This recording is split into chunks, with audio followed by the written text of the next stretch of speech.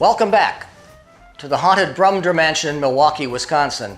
I'm Chief Inspector Jack Pachuta of MysteriesOnTheNet.com, and we will continue with our course on how to write the perfect murder mystery party.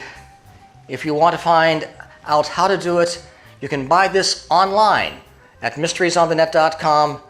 Look at Writing System, and you can follow along with all of the things that we will be talking about. But we talked about my 7 secrets for successful murder mystery party writing. Now let's talk about the scenario synopsis. The thing that will set the framework for everything you're going to do with the plot. First of all, we need a mood or a theme, something to build the plot around. Let me think. I know what a good theme would be. What about a Victorian mansion in Milwaukee, Wisconsin? And let's call it the Brumder Mansion.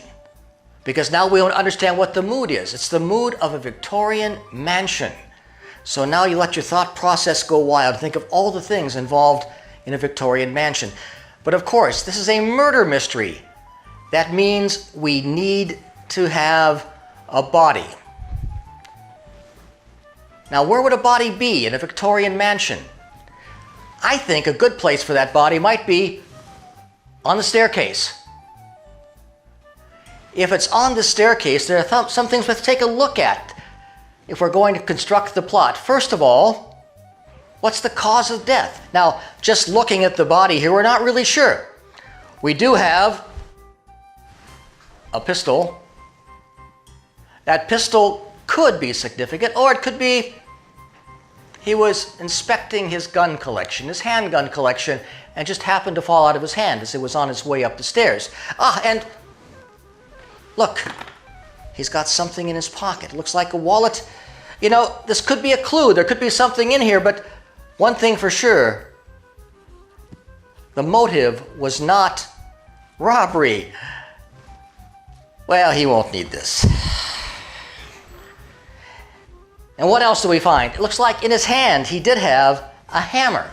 Now, that could mean he was in the process of hammering something, maybe from up above. He had a ladder.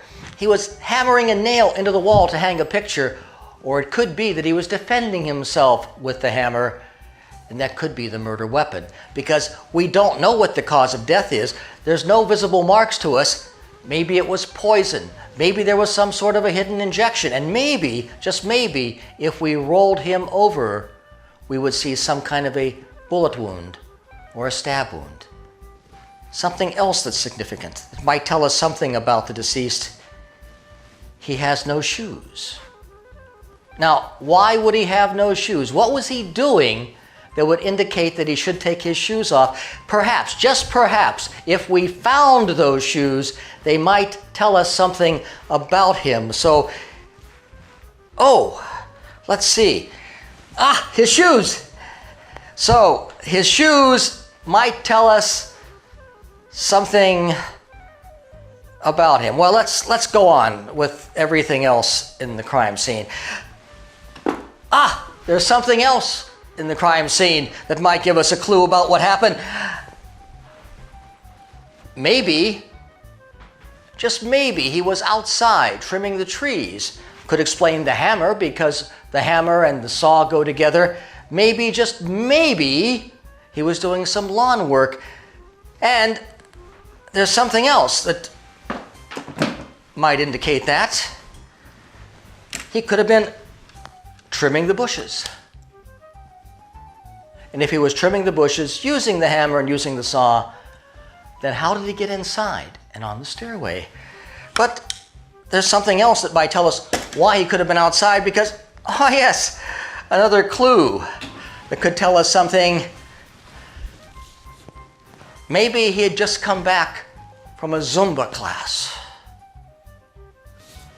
What else do we find in the vicinity?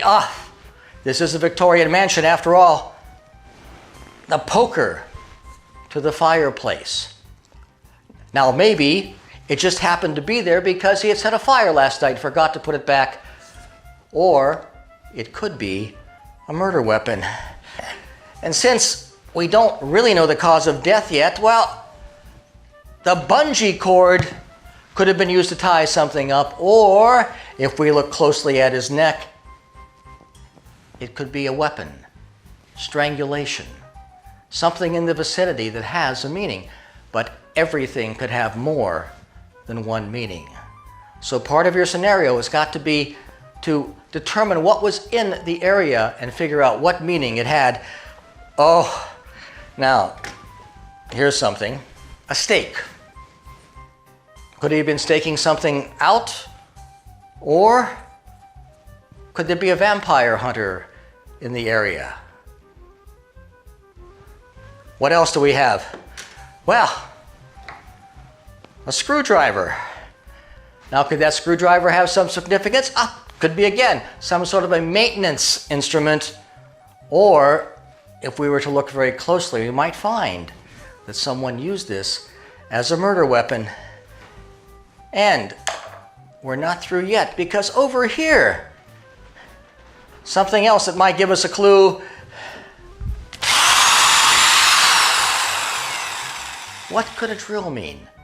Well, it could mean that someone had to drill a hole, or it could mean that there's a dentist in the neighborhood. See, all of these things are in the vicinity of the victim, and they all have a meaning. Now is the time to name your victim. Let me tell you, I like alliteration with my names. Some of my victims are called Myron Mason or Peter Petulant. There's somehow that alliteration just has an impact on the audience. And there's something very important that you have to consider about the victim. I want you to create a victim that nobody liked. Now, I realize in real life, nice people are also murdered. But when you're talking about a murder mystery party, you can probably tell by the look of the victim here, he wasn't a very nice person. We don't like nice people to die in our murder mystery parties. What we want is to have someone say, I'm sorry that he's dead or she's dead, but he deserved it or she deserved it. That's your scenario synopsis. It's an overview of what the murder mystery is all about. Next, we'll go into more detail.